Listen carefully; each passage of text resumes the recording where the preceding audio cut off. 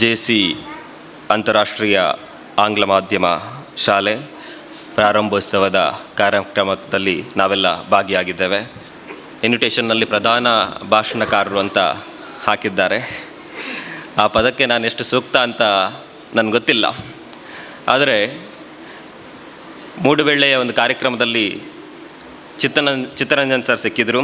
ಆ ಸಂದರ್ಭದಲ್ಲಿ ಮೊದಲ ಬಾರಿಗೆ ಅವರ ಭೇಟಿಯಾಗಿತ್ತು. ನಮ್ಮ ಶಾಲೆಗೊಂದಿನ ಬರಬೇಕು ಅಂತ ಹೇಳಿದರು. ಖಂಡಿತ ಬರ್ತೇನೆ ಅಂತ ಹೇಳಿದಾಗ ನೆಕ್ಸ್ಟ್ ವಂದನಾ ಮೇಡಮ್ ಕೂಡ ಕಾಲ್ ಮಾಡಿ ಕರೆಸಿದ್ರು.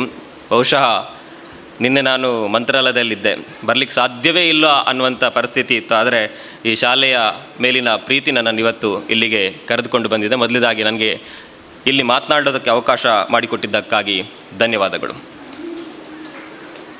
ಇವತ್ತು ಕಾರ್ಕಳ ಎಜುಕೇಷನ್ ಹಬ್ ಆಗಿ ಬೆಳೀತಾ ಇದೆ. ಎಷ್ಟು ಮಂದಿಗೆ ಗೊತ್ತಿದೆಯೋ ಇಲ್ವೋ ಗೊತ್ತಿಲ್ಲ. ಶಿಕ್ಷಣದ ರಾಜಧಾನಿ ಅನ್ನುವಂಥ ಪಟ್ಟವನ್ನು ಗಿಟ್ಟಿಸಿಕೊಳ್ಳೋದಕ್ಕೆ ಕಾರ್ಕಳಕ್ಕೆ ತುಂಬ ದಿನ ಬೇಕಾಗಿಲ್ಲ. ಆದರೆ ಕಾರ್ಕಳಕ್ಕೆ ಶಿಕ್ಷಣದ ರಾಜಧಾನಿ ಅನ್ನುವಂಥ ಪಟ್ಟ ಮುಂದಿನ 1 ವರ್ಷದಲ್ಲಿ ಬರ್ಬೋದು. ಆದರೆ ಅದಕ್ಕೆ ಅಡಿಪಾಯ ಹಾಕಿದ ಕೆಲವೊಂದು ಶಾಲೆಗಳಿದೆ. ಅದರಲ್ಲಿ ಈ ಜೆ.ಸಿ. ಶಾಲೆ ಕೂಡ ಒಂದು. ಅದನ್ನು ನಾನು ತುಂಬ ಹೆಮ್ಮೆಯಿಂದ ಹೇಳುತ್ತೇನೆ. ಇವತ್ತು ನಮ್ಮಲ್ಲಿ ದೊಡ್ಡ ದೊಡ್ಡ ಇನ್ಸ್ಟಿಟ್ಯೂಷನ್ಗಳಿರ್ಬೋದು, ಶಿಕ್ಷಣ ಕ್ರಾಂತಿ ಆಗ್ತಾ ಇರ್ಬೋದು, ಅದರ ಅಡಿಪಾಯ ಹಾಕಬೇಕಲ್ಲ. ಅಂತಹ ಅಡಿಪಾಯ ಹಾಕಿದ ದೊಡ್ಡ ಕಲ್ಲು ಈ ಜೆ.ಸಿ. ಶಾಲೆ. ಹೀಗಾಗಿ ನೀವೆಲ್ಲ ಎದುರಲ್ಲಿ ಮಕ್ಕಳೆಲ್ಲ ಕೂತಿದ್ದೀರಲ್ಲ, ನೀವೆಲ್ಲ ಹೆಮ್ಮೆ ಪಡಬೇಕು. ಹಳೆ ವಿದ್ಯಾರ್ಥಿಗಳೆಲ್ಲ ಇದ್ದೀರಿ, ಮುಂದೆ ಕಲಿಯುವಂಥ ವಿದ್ಯಾರ್ಥಿಗಳಿದ್ದೀರಿ. ನೀವು ಹೆಮ್ಮೆ ಪಡುವಂಥ ಶಾಲೆ ಇದು. ಈ ಶಾಲೆ ತುಂಬ ದೊಡ್ಡ ದೊಡ್ಡ ಪ್ರತಿಭೆಗಳಿಗೆ ಅವಕಾಶ ಮಾಡಿಕೊಟ್ಟಂಥ ಶಾಲೆ. ನಿಮ್ಮ ಶಾಲೆಯಲ್ಲಿ ದೊಡ್ಡ ದೊಡ್ಡ ಆಸ್ತಿಗಳಿದೆ.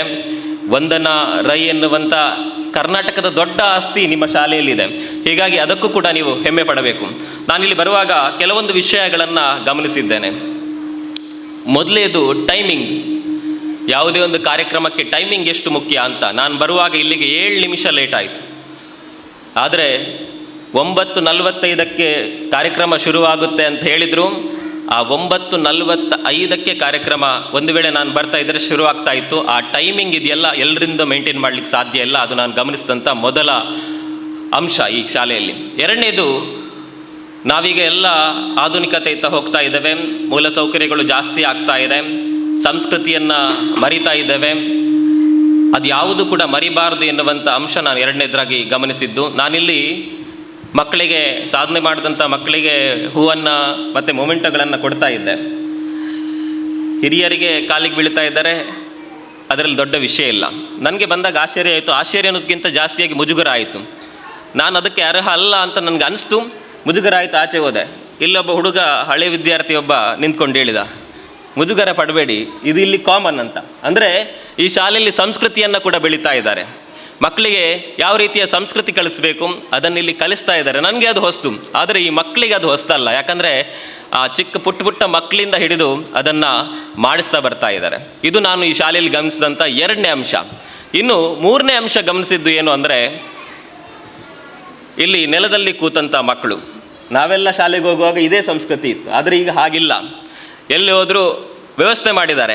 ಮಕ್ಕಳು ತಂದೆ ತಾಯಿ ಮೊದಲು ನೋಡೋದು ಅಲ್ಲಿ ವ್ಯವಸ್ಥೆ ಇದೆಯಾ, ನಮ್ಮ ಮಕ್ಕಳಿಗೆ ಏನಾದರೂ ತೊಂದರೆ ಆಗುತ್ತಾ, ನಮ್ಮ ಮಕ್ಕಳಲ್ಲಿ ಕಷ್ಟಪಡ್ಬೋದಾ ಅನ್ನುವಂಥದ್ದನ್ನು ಮೊದಲು ನೋಡ್ತಾರೆ. ಆದರೆ ಇಲ್ಲಿ ಮಕ್ಕಳನ್ನು ನೆಲದ ಮೇಲೆಯೇ ಕೂರಿಸಿದ್ದಾರೆ. ಮತ್ತೊಂದು ಅಂಶ ಅಂದರೆ ಶಿಕ್ಷಕರು ಕೂಡ ನೆಲದ ಮೇಲೆಯೇ ಕೂತಿದ್ದಾರೆ.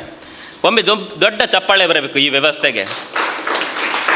ನಾನು ಅಂದ್ಕೊಂಡಿದ್ದೆ ಪ್ರಾರಂಭೋತ್ಸವ ಜೆ.ಸಿ. ಶಾಲೆಗೆ ನಾನು ಮೊದಲ ಬಾರಿಗೆ ಬರ್ತಾ ಇದ್ದೇನೆ. ಮೂಲಸೌಕರ್ಯಗಳು ದೊಡ್ಡ ಮಟ್ಟಿನಲ್ಲಿರ್ಬೋದು, ಹೈಫೈ ಶಾಲೆ, ಆದರೆ ಯಾವುದೇ ಕಾರಣಕ್ಕೆ ಅವರು ಸಂಸ್ಕೃತಿಯನ್ನು ಮರೆತಿಲ್ಲ. ನಾವು ಯಾವಾಗ ಶಾಲೆಗೆ ಹೋದಾಗ ಯಾವ ರೀತಿಯ ಪದ್ಧತಿ ಇತ್ತೋ ಅದನ್ನು ಇವತ್ತಿಗೂ ಕೂಡ ಉಳಿಸ್ಕೊಂಡು ಬಂದಿದ್ದಾರೆ. ಕೆಲವು ಶಾಲೆಗಳಲ್ಲಿ ಮಾತ್ರ ಈ ಪದ್ಧತಿ ಇದೆ. ಅದಕ್ಕೋಸ್ಕರ ಒಮ್ಮೆ ಜೋರಾದ ಚಪ್ಪಾಳೆ ಬರಲಿ ಈ ಶಾಲೆಗೆ. ನೀವು ಹಳತ್ತನ್ನು ಉಳಿಸ್ಕೊಂಡು ಹೋಗ್ತಾ ಇದ್ದೀರಿ. ಇದು ಖಂಡಿತವಾಗಿಯೂ ನಿಮ್ಮನ್ನು ಒಂದು ದಿನ ದೊಡ್ಡ ಮಟ್ಟಕ್ಕೆ ಕರೆದುಕೊಂಡು ಹೋಗುತ್ತೆ. ನಾನು ಹೇಳಿದೆ, ರೀಲ್ಸ್ನ ಯುಗ. ಸರಿ, ಗೊತ್ತಿರ್ಬೋದು. ಈಗಿನ ತಾಳ್ಮೆಯ ನಿಮಿಷ ಎಷ್ಟು ಅಂತ ಕೇಳಿದರೆ ಅದು 12 ಸೆಕೆಂಡ್. 12 ಸೆಕೆಂಡ್ನ ನಂತರ ಯಾರಿಗೂ ತಾಳ್ಮೆ ಇರೋದಿಲ್ಲ. ಅದು ನಾವು ರೀಲ್ಸ್ ಸ್ಕ್ರಾಲ್ ಮಾಡೋದ್ರಿಂದ ಹಿಡಿದು ಒಂದು ರೀಲ್ಸನ್ನು ಹೆಚ್ಚು ಅಂದರೆ 12 ಸೆಕೆಂಡ್ ಮಾತ್ರ ನೋಡ್ತಾರೆ. ಹಾಗಾಗಿ ನಾನೀಗ ಒಂದು ಅರ್ಧ ಗಂಟೆ ಭಾಷಣ ಮಾಡಿದರೆ ಖಂಡಿತ ಇಲ್ಲಿ ಯಾರೂ ಕೇಳೋದಿಲ್ಲ ಅನ್ನೋದು ನನಗೆ ಖಂಡಿತ ಗೊತ್ತಿದೆ. ಹಾಗಾಗಿ 12 ಸೆಕೆಂಡ್ 12 ನಿಮಿಷಗಳ ಕಾಲ, 12 ನಿಮಿಷಗಳ ಅದಕ್ಕಿಂತ ಹೆಚ್ಚು ನಾನು ಮಾತನಾಡೋದಿಲ್ಲ. ಯಾರಿಗೂ ತಾಳ್ಮೆ ಇಲ್ಲ ಅನ್ನೋದು ಗೊತ್ತಿದೆ. ಹೀಗಾಗಿ ಒಂದು ಸಣ್ಣ ಕತೆ ಕೇಳ್ತೇನೆ. ನೀವೆಲ್ಲ ಇಲ್ಲಿ ಕೂತಿದ್ದೀರಿ. ಬಡತನ ಮತ್ತು ಶ್ರೀಮಂತಿಕೆ ಕತೆ.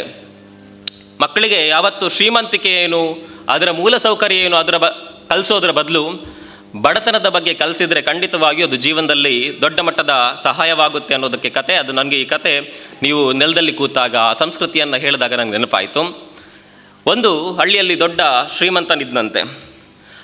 ಆ ಶ್ರೀಮಂತನಿಗೆ ತನ್ನ ಮಗನಿಗೆ ಬಡತನದ ಬಗ್ಗೆ ಏನಾದರೂ ಕಲಿಸ್ಬೇಕು ಅಂತ ಅನಿಸುತ್ತಂತೆ. ಅದಕ್ಕಾಗಿ ಆ ಶ್ರೀಮಂತ ತನ್ನ ಮಗನನ್ನು ಒಂದು ಹಳ್ಳಿಗೆ ಪ್ರವಾಸಕ್ಕಂತ ಕರ್ಕೊಂಡು ಹೋಗ್ತಾನೆ. ನಾನು ಇಲ್ಲೆಲ್ಲ ಕೇಳಿದ್ದೇನೆ ಬಡತನದ ಬಗ್ಗೆ, ಮೂಲಸೌಕರ್ಯದ ಬಗ್ಗೆ, ಹಿಂದಿನ ಕಾಲದ ಪದ್ಧತಿ ಬಗ್ಗೆ ಈ ಶಾಲೆಯಲ್ಲಿದೆ. ನಾನು ಹಿಂದೆ ಕೆಸರುಗದ್ದೆ ಕಾರ್ಯಕ್ರಮ ನೀವು ಮಾಡಿದಂಥ ಸಂದರ್ಭದಲ್ಲಿ ಚಿತ್ತರಂಜನ್ ಸರ್ ಒಂದು ಮಡಕೆಯ ಲೋಟ ಕೊಟ್ಟಿದ್ದು ನೆನಪಿದೆ ನನಗೆ. ನಾನು ನಂತರ ನಮ್ಮ ಊರಿನಲ್ಲೂ ಕಾರ್ಯಕ್ರಮ ಆದಂಥ ಸಂದರ್ಭದಲ್ಲಿ ಅದನ್ನು ಕೊಡೋಣ ಅಂತ. ಅಂದರೆ ಹೈಫೈ ಹೋಗೋದು ಬೇಡ, ಹಿಂದಿನ ಕಾಲದಲ್ಲಿ ನಾವೆಲ್ಲ ಏನೆಲ್ಲ ಬಳಕೆ ಮಾಡ್ತಾ ಇದ್ವಿ ಅನ್ನೋದನ್ನು ಇಲ್ಲಿ ಮಾಡ್ತಾ ಇದ್ದಾರೆ ನಾನು ಕೇಳ್ಪಟ್ಟೆ. ಹಾಗೆ ಶ್ರೀಮಂತ ಒಂದು ಹಳ್ಳಿಗೆ ತನ್ನ ಮಗನನ್ನು ಪ್ರವಾಸಕ್ಕಂತ ಕರ್ಕೊಂಡು ಹೋಗ್ತಾನಂತೆ. ಈಗೆಲ್ಲ ನಾವು ದೊಡ್ಡ ದೊಡ್ಡ ಸ್ವಿಮ್ಮಿಂಗ್ ಪೂಲಿಗೆ, ದೊಡ್ಡ ದೊಡ್ಡ ಐಷಾರಾಮಿ ಕಟ್ಟಡಗಳಿಗೆ, ಬೇರೆ ಬೇರೆ ವಿಚಾರಗಳಿಗೆ ನಾವು ಪ್ರವಾಸ ಕರ್ಕೊಂಡು ಹೋಗ್ತೇವೆ. ಆದರೆ ಆ ಶ್ರೀಮಂತ ತನ್ನ ಮಗನಿಗೆ ಒಂದು ಹಳ್ಳಿಯಲ್ಲಿ ಪ್ರವಾಸ ಕರ್ಕೊಂಡು ಹೋಗು, ಅಲ್ಲಿನ ಬಡತನ ಹೇಗಿರುತ್ತೆ, ಬಡತನದಲ್ಲಿ ಹೇಗೆ ಬದುಕ್ತಾರೆ ಅಂತ ತೋರಿಸೋದಕ್ಕಂತ ತನ್ನ ಮಗನನ್ನು ಕರ್ಕೊಂಡು ಹೋಗ್ತಾರಂತೆ. ಹೋಗಿ ಒಂದು ರಾತ್ರಿ ಹಗಲು ಅಲ್ಲಿ ಕಳೀತಾರೆ. ಕಲಿತಾದ ಮೇಲೆ ಮಗನ ಹತ್ರ ಕೇಳ್ತಾನಂತೆ ತಂದೆ, ಮಗನೇ ಬಡವರು ಎಷ್ಟು ಕಷ್ಟದಲ್ಲಿ ಬದುಕ್ತಾ ಇದ್ದಾರೆ ನೀನು ನೋಡಿದ್ಯಾ?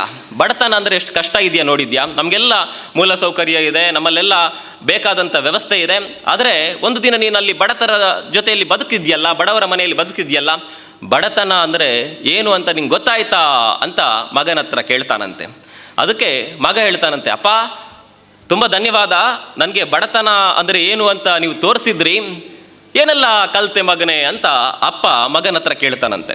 ಅದಕ್ಕೆ ಮಗ, ನೋಡಿಯಪ್ಪ, ನಾವು ಶ್ರೀಮಂತರು, ನಮ್ಮ ಹತ್ರ ಒಂದು ನಾಯಿ ಇದೆ, ಆದರೆ ಇವ್ರ ಮನೆಯಲ್ಲಿ 4 ನಾಯಿ ಇದೆ. ನೀವೆಲ್ಲ ನೋಡ್ಬೋದು, ಹಳ್ಳಿಗಳಲ್ಲಿ ಒಂದು ಮನೆಯಲ್ಲಿ 4 ನಾಯಿ ಇರ್ತವೆ. ಹಾಗೆ ಆ ಮಗನೂ ಕೂಡ ಅದನ್ನು ಗಮನಿಸಿದ್ದ. ನಮ್ಮ ಮನೆಯಲ್ಲಿ ಒಂದು ನಾಯಿ ಇದೆ, ಆದರೆ ಇವರ ಮನೆಯಲ್ಲಿ 4 ನಾಯಿಗಳಿದೆ. ನಮಗೆ ಈಜಾಡೋದಕ್ಕೆ ಒಂದು ಸ್ವಿಮ್ಮಿಂಗ್ ಪೂಲ್ ಇದೆ, ಒಂದು ಪುಟ್ಟದಾದ ಸ್ವಿಮ್ಮಿಂಗ್ ಪೂಲ್, ಆದರೆ ಅವರಿಗೆ ಈಜಾಡೋದಕ್ಕೆ ಒಂದು ದೊಡ್ಡ ನದಿಯೇ ಇದೆ, ಅದರಲ್ಲಿ ಬೇಕಾದಷ್ಟು ಅವರು ಈಜಾಡ್ಬೋದು. ನಮಗೆ ಮತ್ತು ಅವರಿಗೆ ಹೋಲಿಕೆ ಗಮನಿಸಬೇಕು ನಾವು.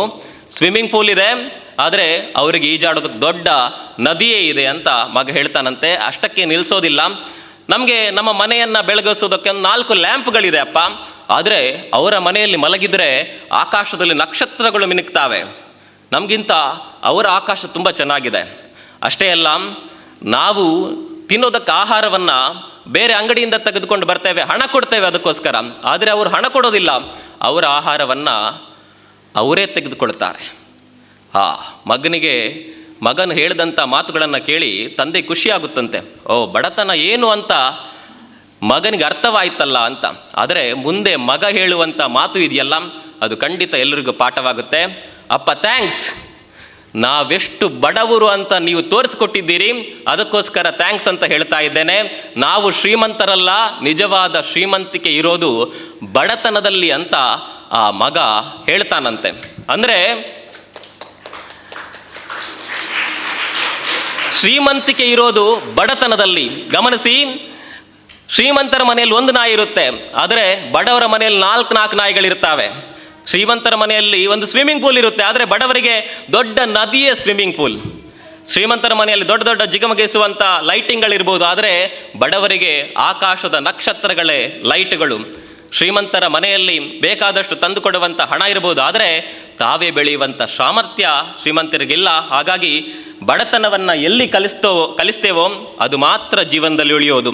ನಾವು ಎಷ್ಟು ಬೇಕಾದರೆ ಅಂಕಗಳನ್ನು ಗಳಿಸಲಿ, ಎಷ್ಟೇ ಮಾರ್ಕ್ಗಳಲ್ಲಿ ಅಂಕಗಳು ಇರಲಿ, ಅದೆಲ್ಲ ಬೇಕು, ಆದರೆ ಜೀವನ ಪಾಠ ಕಳಿಸೋದಿಲ್ಲ, ಅದು ಮಾತ್ರ ಕೊನೆಗೆ ಉಳಿಯೋದು. ಅದು ಇಲ್ಲಿ ಕಲಿಸ್ತಾ ಇದ್ದಾರೆ. ನಾನು ನಿಮ್ಮ ಶಾಲೆ ಬಗ್ಗೆ ತುಂಬ ನೋಡಿದ್ದೇನೆ, ಕೇಳಿದ್ದೇನೆ. ವಂದನಾ ರೈ ಅಂತ ಶಿಕ್ಷಕರು ಇಲ್ಲಿದ್ದಾರೆ. ನಾನು ಆಗಲೇ ಹೇಳಿದೆ, ಅವರು ಕೇವಲ JCಯ ಆಸ್ತಿ ಮಾತ್ರ ಅಲ್ಲ, ಇಡೀ ಕರ್ನಾಟಕದ ಆಸ್ತಿ. ನಾವು ಶಿಕ್ಷಕರು ಹೇಗಿರಬೇಕು ಅಂತ ಇವತ್ತು ಕೇಳಿದರೆ ವಂದನಾ ರೈ ಅವರನ್ನು ತೋರಿಸ್ತಾರೆ. ಇಂಥ ಶಿಕ್ಷಕರು ನಾನು ಇರಬೇಕು ಅಂತ ಕೇಳಿಸ್ತಾರೆ. ನಾನು ತುಂಬ ಕಡೆ ನೋಡಿದ್ದೇನೆ. ನಿಮ್ಮಲ್ಲಿ ತುಂಬ ಜನ ಅವರಿದ್ದಾರೆ ಅನ್ನುವ ಕಾರಣಕ್ಕಾಗಿ ಬಂದಿರ್ಬೋದು, ಅದರ ಜೊತೆಗೆ ಎಲ್ಲ ಶಿಕ್ಷಕಿಯರ ಸಹಕಾರ ಕೂಡ ಅವರ ಜೊತೆ ಇದೆ. ಹೀಗಾಗಿ ನಾನಿಲ್ಲಿ ಗಮನಿಸಿದಂಥ 4 ಅಂಶಗಳನ್ನು ನಿಮ್ಮ ಮುಂದೆ ಹೇಳಿದ್ದೇನೆ. ವಿದ್ಯಾರ್ಥಿಗಳೇ, ಶಿಕ್ಷಣ ಅನ್ನೋದು ತುಂಬಾ ಮುಖ್ಯ. ಅದ್ರ ಜೊತೆಗೆ ಜೀವನವನ್ನು ಕೂಡ ನಾವು ರೂಪಿಸ್ಕೊಳ್ಬೇಕು. ಈಗ ಸೋಷಿಯಲ್ ಮೀಡಿಯಾ ಯುಗ. ಮೊದಲೆಲ್ಲ ಒಂದು ಕಾಲ ಬದಲಾಗೋದಕ್ಕೆ ಒಂದು 10 ವರ್ಷ ತೆಗೆದುಕೊಳ್ತಾ ಇತ್ತು. 10 ವರ್ಷದಲ್ಲಿ ಒಂದು ಕಾಲ ಬದಲಾಗ್ತಾ ಇತ್ತು. ನಾನು ಈಗ ಒಂದು 10 ವರ್ಷದ ಹಿಂದೆ ಹೋದಾಗ ಇಂಜಿನಿಯರಿಂಗ್ ಅನ್ನೋದು ದೊಡ್ಡ ಮಟ್ಟ, ಎಲ್ಲಿ ಯಾರು ಕೇಳಿದ್ರು ನಾನು ಇಂಜಿನಿಯರಿಂಗ್ ಮಾಡ್ತೀನಿ ಅಂತ ಹೇಳ್ತಾ ಇದ್ರು. ಆದರೆ ಈಗ 1-2 ವರ್ಷದ ಅಂತರದಲ್ಲಿ ಆ ಇಂಜಿನಿಯರಿಂಗ್ ಅನ್ನೋದು ಪದವಿಗೆ ವ್ಯಾಲ್ಯೂ ಕಳೆದೋಗಿದೆ. ಅಂದರೆ ಈಗ ಕಾಲ ಬದಲಾಗುವ ರೇಟ್ 2 ವರ್ಷಕ್ಕೆ ಇಳಿದು ಬಿಟ್ಟಿದೆ. 10 ವರ್ಷ ಇದ್ದಂಥ ಕಾಲ ಬದಲಾವಣೆ ಈಗ 2 ವರ್ಷಕ್ಕೆ ಬಂದಿದೆ. AI ಅನ್ನುವಂಥ ದೊಡ್ಡ ಪರಿವರ್ತನೆ ಆಗಿದೆ. ಮುಂದಿನ ಹಂತದಲ್ಲಿ ಹೋಗ್ತಾ ಇದ್ದಾಗ ಕಾಲ ಸೆಕೆಂಡ್ಗಳಲ್ಲಿ ಬದಲಾಗಬಹುದು. ಈಗ ಇದ್ದದ್ದು ನಾಳೆ ಇಲ್ಲದಿರಬಹುದು. ಇವತ್ತಿನ ಪಾಠ ಪುಸ್ತಕದಲ್ಲಿದ್ದದ್ದು ನಾಳೆ ಅಪ್ಡೇಟ್ ಆಗಿರ್ಬೋದು, ಅಥವಾ ಆ ಪಾಠ ಪುಸ್ತಕದಲ್ಲಿದ್ದದ್ದು ನಿಮಗೆ ಯಾವುದೇ ರೀತಿಯ ಜೀವನಕ್ಕೆ ಬರದೇ ಇರಬಹುದು. ಆದರೆ ನಾವು ಫ್ಯೂಚರ್ನಲ್ಲಿ ಹೇಗೆ ಬದುಕಬೇಕು, ಫ್ಯೂಚರ್ಗೆ ಹೇಗೆ ಸಿದ್ಧತೆ ಆಗಬೇಕು, ಭವಿಷ್ಯದಲ್ಲಿ ನಮ್ಮ ಜೀವನವನ್ನು ಹೇಗೆ ರೂಪಿಸ್ಕೊಳ್ಬೇಕು ಅನ್ನೋದನ್ನು ಮುಂದಿನ ಕಾಲದಲ್ಲಿ ತುಂಬ ಕಷ್ಟ ಇದೆ. ಹಿಂದಿನ ಕಾಲದಲ್ಲಾದರೆ ಓದಿದ್ದನ್ನು ನಾವು ಅದನ್ನು ಅಳವಡಿಸ್ಕೊಳ್ಬೋದಿತ್ತು. ಆದರೆ ಈಗ ಓದಿದ್ದನ್ನು ಅಳವಡಿಸ್ಕೊಳ್ಳೋದಕ್ಕೆ ತುಂಬ ಕಷ್ಟ ಇದೆ. ಹಾಗಾಗಿ ನಮಗೆ ಪಾಠ ಪುಸ್ತಕದ ಜೊತೆಗೆ ಜೀವನದ ಪಾಠ ಕೂಡ ತುಂಬಾ ಮುಖ್ಯ.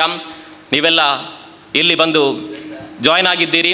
ನಿಮಗೆ ಭವಿಷ್ಯ ತುಂಬ ದೊಡ್ಡದಿದೆ.